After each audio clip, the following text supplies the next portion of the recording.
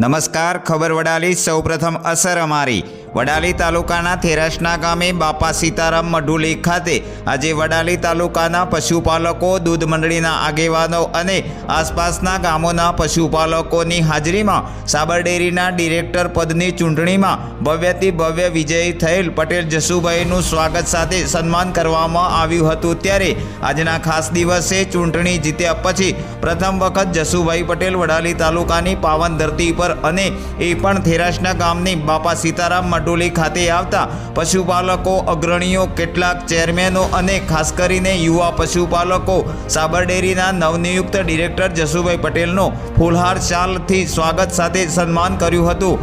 આજના દિવસે પશુપાલકોની સાથે કોંગ્રેસ પક્ષના અગ્રણી આગેવાનો હાજર રહ્યા હતા. ત્યારે નવનિયુક્ત સાબર ડેરીના ડિરેક્ટર જસુભાઈ પટેલે જણાવ્યું હતું કે પશુપાલકોને કોઈપણ પ્રકારની મૂંઝવણ હોય, પ્રશ્ન હોય તો મને ડાયરેક્ટ રજૂઆત કરી શકે છે.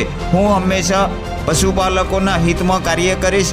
આપ સૌનો અને વડાલી તાલુકાના મતદારોનો અને પશુપાલકોનો સાથ સહકાર મળ્યો તેમાં નામી અનામી તમામ પશુપાલકોનો હું દિલથી આભાર વ્યક્ત કરું છું. બાપા સીતારામની મઢુલીમાં વડાલીના મતદારોએ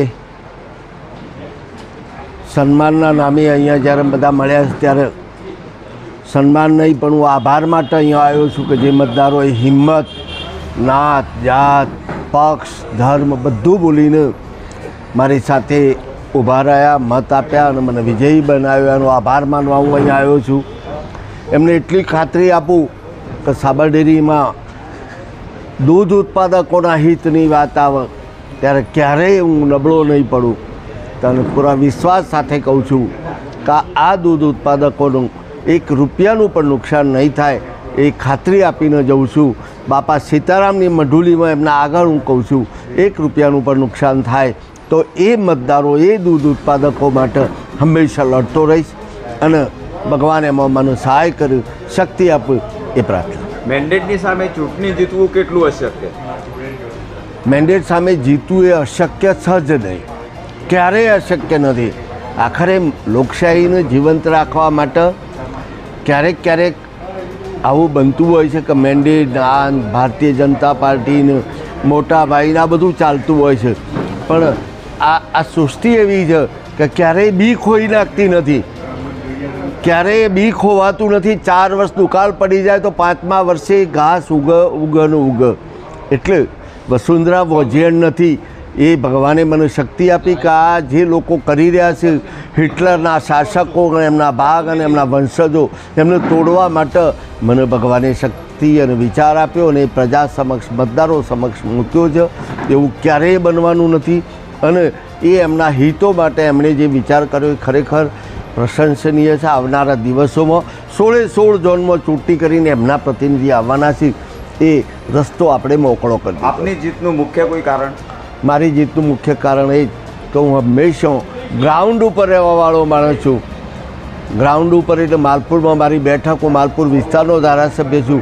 હું હંમેશા ગામના ઝોપ એક પોલીસ કામ કરતા મોચીભાઈના પાટિયા ઉપર બેસીને 1.5 કલાક કરું છું. લોકોના પ્રશ્નોને ત્યાં પૂછું છું અને એનો જવાબ આપું છું. અને જીતનો શ્રેય કોને આપશે? મતદારોને, આ વિસ્તારના મતદારોને, દૂધ ઉત્પાદકો. એક હવા જબરજસ્ત ચાલી કે વિપક્ષ મજબૂત જોઈએ છે અને એ હવાએ મને મત આપ્યા છે. કેટલાક અંદર ભારતીય જનતા પાર્ટીના ચૂંટાયેલા અત્યારે ઝઘડા કરે છે, પણ મિત્રોને કહું છું કે ઝઘડો કરવાની જરૂર નથી. વિચારો સુધારો. 100% આવનારા દિવસો દૂધ ઉત્પાદકો માટે સારા રહેશે. બંને જિલ્લાના પશુપાલકોને શું સંદેશ આપશો? બંને જિલ્લાના પશુપાલકોને એટલો સંદેશ આપીશ કે હવે પછીની પરિસ્થિતિ વિશ્વની પ્રવર્તમાન સંજોગો એવા છે, આ ધંધો પકડી રાખજો. દિવસો ખેતીના જ આવવાના છે. ધંધા રોજગારમાં આપે જોયું હશે કે એક જમાનો એસટીડીનો હતો, એ એસટીડી બંધ થઈ ગયા અને આજ મોબાઈલ આવી ગયા. ક્યારે બદલાઈ જાય એ નક્કી નથી. એટલે ખેતી તો કાયમ રહેવાની છે, દરેકના પેટ છે. એટલે કદાચ દૂધના ધંધામાં ભાવ ઓછો વધતો થાય પણ આ ધંધો એક દિવસ એવો આવશે કે જે લોકો આ જેને તુષ્કારે છે કે ભાઈ છાણ મૂતર ભરવાનું છે એના જ દિવસો આવવાના છે. એટલે આ ધંધાને ખૂબ સારી રીતે પકડી રાખે, ગણતરી કરે અને સારા પ્રતિનિધિ મોકલે એ મારો સંદેશ છે.